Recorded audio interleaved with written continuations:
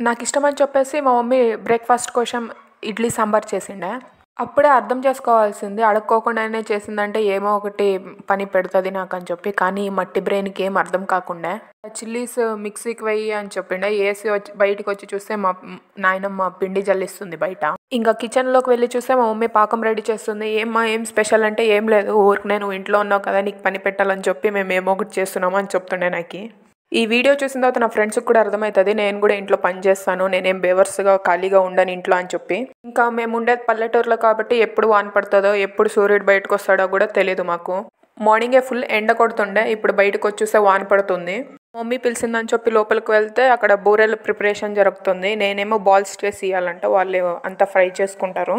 అమ్మా ఇంత సడన్‌గా చేస్తున్నారు అని అంటే, ఎట్లాగో నీకు ఫుల్ డే కదా కాలేజ్, అక్కడ బయట చెత్త అంతా కొనుక్కొని తినుకోకుండా ఇవి 2 బాక్స్‌లో పెట్టుకొని పో అని తిడుతుంది నన్ని.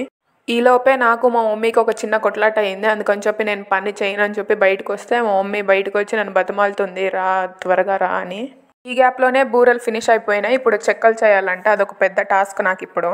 మా మమ్మీ నాకు పని చెప్తుందని చెప్పి నేను మా నాయనమ్మకి చెప్తే ఈ వయసులో నేనెక్కడ చేస్తాను పనులు అని అంటుండే. అందుకని చెప్పి 90 ml కొనిస్తాను పని చేయి త్వరగా అంటే 5 minutesలో అంత వర్క్ కంప్లీట్ చేసి ఇక్కడ నా 90 ml అని అడుగుతుంది నాకు. 90 అనే నంబర్కు ఉన్న పవర్ అట్లాంటిది. మళ్ళీ సబ్స్క్రైబ్ చేసుకోవచ్చు కదా.